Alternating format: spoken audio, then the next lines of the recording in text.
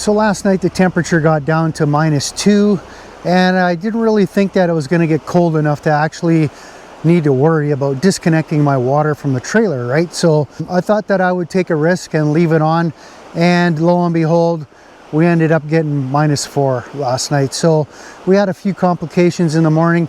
Stick around, I'll show you exactly how I dealt with it. I did actually plug in the heat tracing here. What I did find actually in the morning was that there was two problems that I had.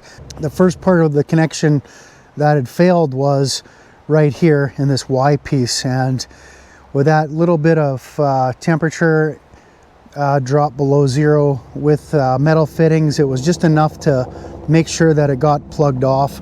My regulator was also affected, and I could tell that things are freezing in here because my temperature gauge had actually pegged way over here to about 80 psi, which is not normal. Lucky for me, I brought my diesel heater with me, and what I did actually was I took my diesel heater.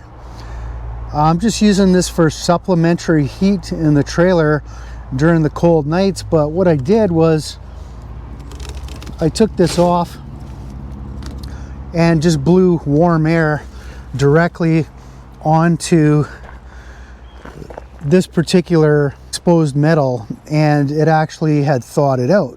But what's funny is when I actually was in the trailer and I was starting to get a few drips through the sink here, I had one more problem.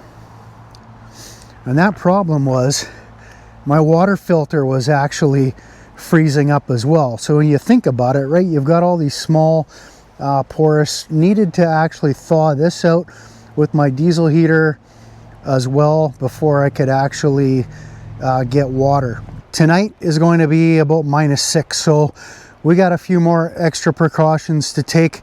I know that the setup does not work the way that it is at -2 to 3, so getting a few degrees cooler, I know for sure that things are going to fail. So I'm going to show you my plan and my strategy here to make sure that I don't run into that problem again in the morning. So my number one strategy here, being a 4-season trailer, pretty much means that, you know, you got decent insulation on the outside of your trailer, but you've also got the added benefit of the tanks being fully covered. So I don't have actually any exposed valves here. All of my valving is under cover, and inside that cover there's a heated space from the furnace. When it's running, it's actually providing warmth down there into the tank, so it makes sure that there's no freezing overnight. I'm going to take advantage of that, and I'm going to disconnect everything, and I'm going to fill my tank. Easiest thing that I can possibly do, right? And we'll relieve the pressure here.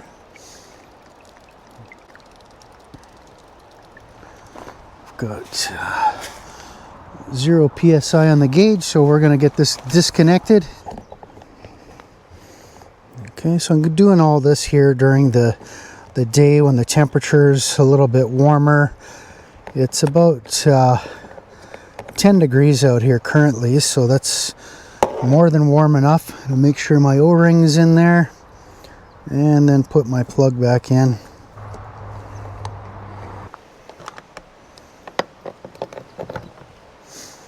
Okay, so what I'll do here is I'll turn that tap on, flowing into the freshwater tank. Once we get there, we're pretty much done actually. One more precaution that I'm going to take, and this is going to be helpful as well. Okay, so I've got my valves of my trailer closed, so I'll just walk this gray water that I have here right down to the end. So I've got no more water on the outside that's going to affect me.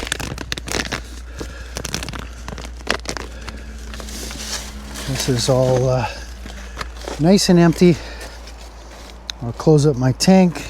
The next thing that I definitely want to do is, once I've filled up my reservoir, I am going to dismantle all of this, and I'm going to empty my hose and put it in my storage compartment for safekeeping for the night. I'm going to store my regulator as well as my filter inside.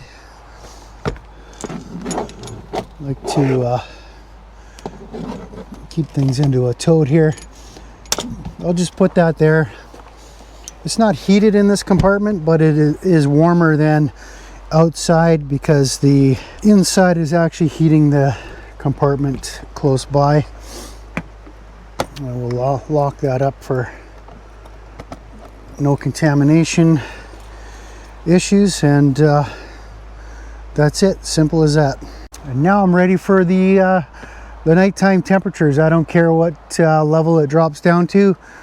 My trailer is going to be safe, secure, and I've still got power and all that kind of business. So I'm good to go. And then all I got to do is just use the trailer like I'm boondocking, right? Not a problem. So I hope you got something of value out of this video here.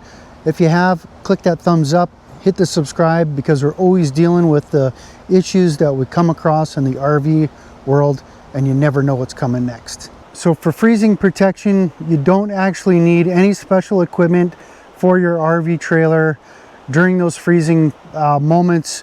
Just make sure that you don't have any standing water outside. The hoses are all disconnected, drained, and your septic hoses are also emptied. And you know what? Don't even worry about it. Get a good night's sleep. Until the next fix it, we'll see you there.